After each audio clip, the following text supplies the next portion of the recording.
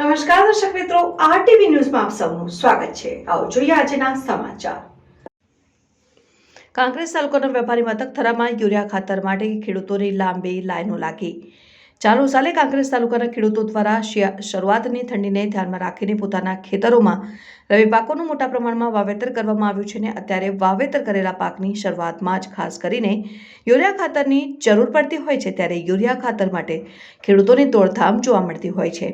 ત્યારે કાંકરેજ તાલુકાના વેપારી મથક થરામાં યુરિયા ખાતર માટે એગ્રોની દુકાનો પર ખેડૂતોની લાંબી કતારો જોવા મળી રહી છે। કારણ કહેવાય છે કે કાળા બજારીઓ દ્વારા યુરિયા ખાતર બારોબાર વેચવાનો ધંધો ફૂલ્યો ફાલ્યો હોવાથી યુરિયા ખાતરની બહુ અછત હોવાને કારણે આજે જગતના તાતને આવી કાતિલ ઠંડીમાં લાઇનમાં ઊભા રહેવા માટે મજબૂર થવું પડ્યું છે।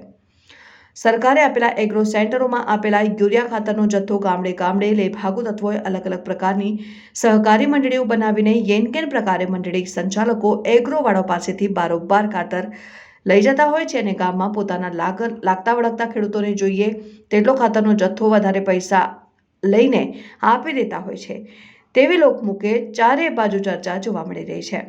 હવે જિલ્લાના સહકારી માળખાના અધિકારીઓએ ખેડૂતોને ખાતર ફાળવીને તમામ ખેડૂતોને જરૂરિયાત મુજબનું ખાતર મળી રહે તેવી વ્યવસ્થા કરવા માટે કાંકરેજ તાલુકાના ખેતરોમાં પોતાના મોંઘા ખર્ચા કરીને વાવેતર કરેલા પાકોને બચાવવા માટેની માંગ ઉઠવા પામી છે। ત્યારે આવનારા સમયમાં જગતના તાતને યુરિયા ખાતર કે અન્ય ખાતર માટે પડતી મુશ્કેલી નિવારવા માટે સરકાર સંચાલિત સહકારી માળખું તાત્કાલિક પગલાં લેશે કે નહીં તે તો આવનારો સમય બતાવશે। શું સરકારી તંત્ર દ્વારા યુરિયા ખાતરનું કારોબાર થતો રોકીને કાયદાકીય પગલાઓ ભરશે તો તમામ ખેડૂતોને યુરિયા ખાતર પૂરતું પ્રમાણમાં મળી રહેશે।